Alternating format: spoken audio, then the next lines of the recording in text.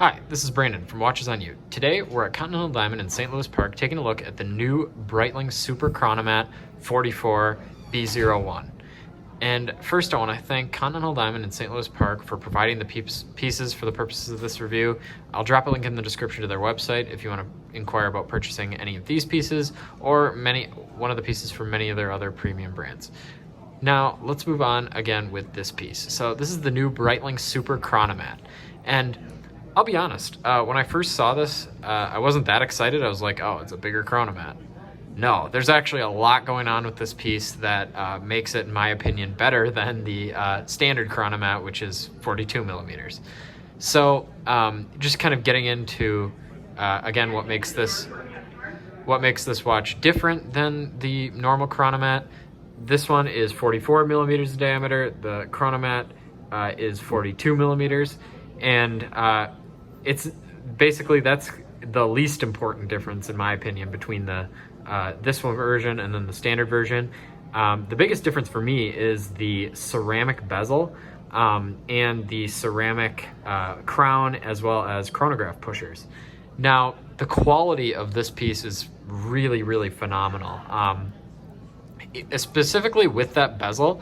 When I first saw this online, I thought that this, like the 15, 30, and then 45 marks, was like a continuous bezel insert. No, it's actually separate pieces that have a separate piece of ceramic on them. So they're steel, but then they have a separate kind of chronograph insert on them. So it just makes it gives it this really high quality look. And then also I found out from Andy here at Continental Diamond, you can actually unscrew these and replace them. So you can put the 15 over here and the 45 over here to have a countdown timer, which in my opinion is a lot more useful for daily life than having the numbers kind of in this arrangement.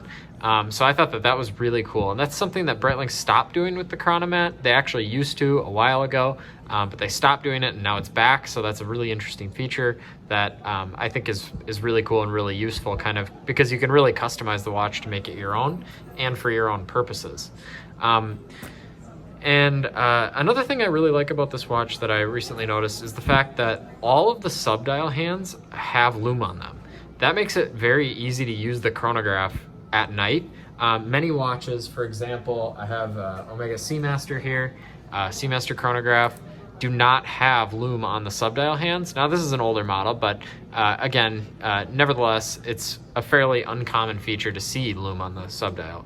So obviously with that customizability with the bezel and with that feature, this watch is meant to be really used, and it's a very feature-filled piece in my opinion.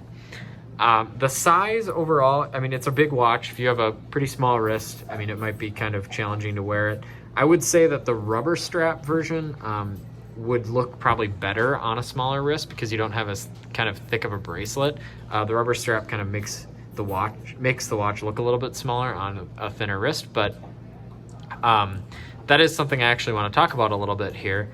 So when Breitling first released these new bracelets for the chronomat, and this is the same on the standard version, I was kind of skeptical, but it's actually really comfortable because you have so many pieces that are kind of articulating around each other when compared to kind of a standard bracelet where you have thicker links, or longer links rather.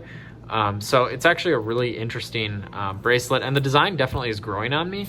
I particularly like the design on the new rubber strap, which mimics the steel bracelet, but obviously this is completely rubber, by the way, which I would say is kind of a drawback. I thought that maybe this pattern here was actual like nylon stitched on the rubber, because brands have done that in the past, but it actually is all rubber. Kind of a redeeming feature is the fact that Breitling has really exceptional rubber straps. I mean, they're probably the most comfortable that I've ever felt on a watch.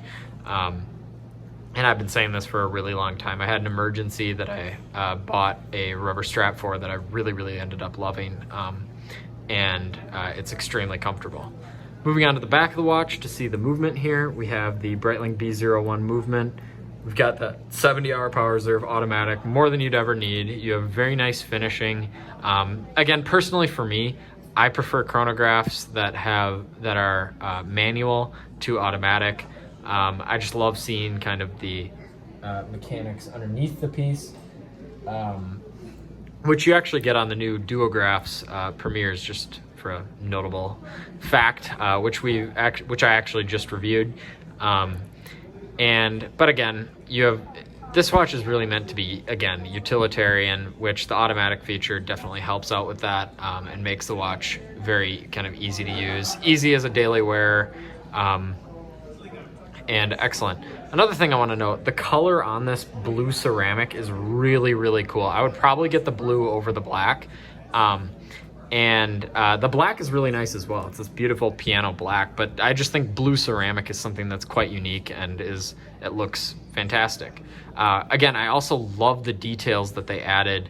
In addition to these inserts here you have for the 15, also just having a ceramic crown is a really cool feature, but it actually has a steel kind of logo on the crown, so that gives it kind of an extra high quality feel to crowns that are completely ceramic, like you see on Omegas, but it just, again, adds a really nice feature. Now I'll demonstrate the chronograph. So it has screw down pushers.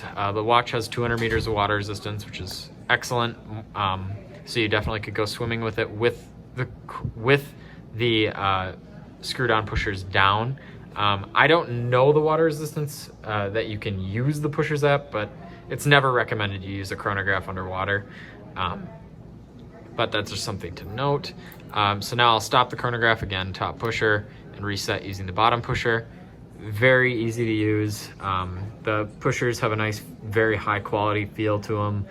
And just everything about this watch is high quality. And Breitling's really been knocking it out of the park lately, in my opinion, but they aren't really being noticed, which is kind of sad. Everyone's about Rolex, Richard Mille, which is different. It's a different price range, but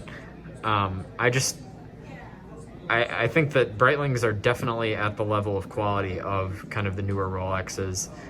But again, most of them are a lot less expensive than obviously a comparable Rolex. Again, you're not going to have the value retention that you'd get with a Rolex, but maybe in the future that'll get better, because people I hope, are going to start to realize really the work that Breitling's putting into their watches, and the fact that they're coming out with a Retropont triple date shows that they really want to innovate and they're not just like capitalizing on trends. And I'm really excited about the brand. Huge fan, especially of the newer pieces. I mean, they've really evolved from a brand that makes these huge pieces, size-wise. Obviously, this one's pretty big, but it's not really obnoxious. It's very classy. Just everything is very well done. They've evolved from that to kind of hearkening back to their heritage and also, again, innovating. So now I'll put this on for a wrist shot. I'll do a wrist shot of the bracelet version as well. I have about a 6.5 inch wrist in circumference, just to give you a reference, which is pretty small probably for this watch, but I would say it looks nice. Again, particularly on the rubber strap. I think that kind of gives you license to wear a bigger watch, in my opinion. It's really comfortable. Feels the same as pretty much all the other Breitling rubber strap, which is, again, extremely comfortable. I'm putting on the bracelet version now, which this also is very comfortable, again, because you have those many different links that are kind of articulating around your wrist, just because of the unique nature of the bracelet. So overall, these are two awesome options.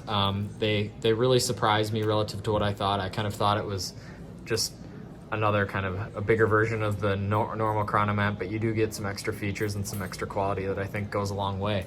Now getting into pricing, the bracelet version you see here is $9,000 and the rubber strap version is $8,500. If you want to inquire about purchasing either of these pieces, go to the Continental Diamond link in the description. Thank you for watching this video, and goodbye.